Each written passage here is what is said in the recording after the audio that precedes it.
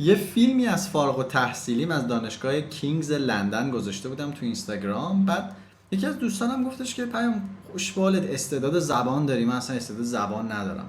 انقدر من عصبانی شدم که حد نداشت، به خاطر اینکه من میدونستم کی میتونه جلوی من بگه استعداد زبان نداره. من ترم استارتر زبان رو فیل شدم. میدونید یعنی چی؟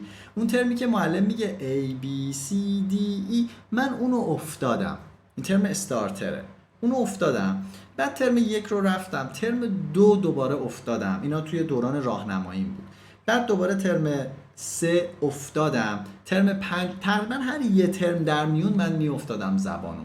و انقدر برام یادگیری زبان سخت بوده و هست که حد نداره.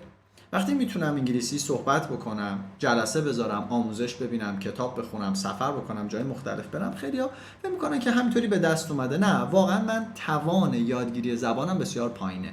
اما وقتی میگیم استعدادمون توی یه چیزی پایینه، به معنی اینه که تمرین بیشتری لازم داره. تازه یه سری تکنیک ها وجود داره که شما میتونید خیلی سریعتر و بهتر یاد بگیرید.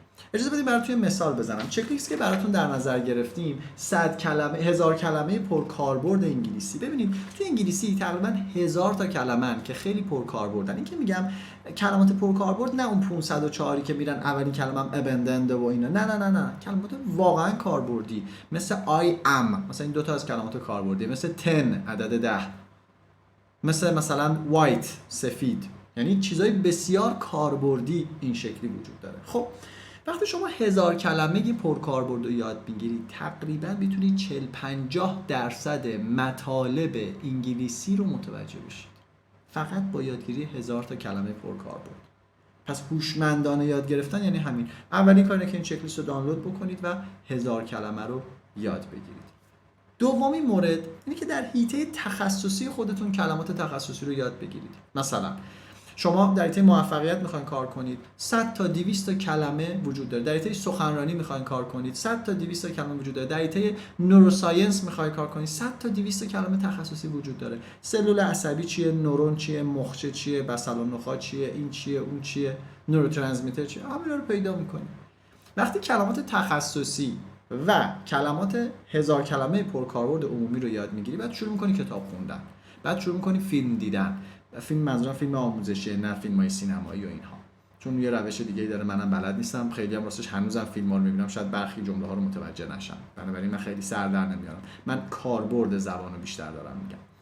زمانی که شما از این سیستم استفاده می‌کنی، شروع می‌کنی یه کتابی رو خوندن، یه مقاله‌ای رو خوندن، دو سه تا کلمه می‌بینی معنیشو نمی‌دونی، میری نگاه می‌کنی تو دیکشنری، به دایره واژگانت زیاد میشه و بعد دوباره اینو تکرار می‌کنی. بعد تو متن دوباره اون کلمه رو میبینی، دیگه بلدی، وقتت گرفته نمیشه. به خودت میای ظرف چند ماه میبینی من الان میتونم از پس اکثر متنها بر بیام، از پس اکثر صحبتها و گفتارها بر بیام.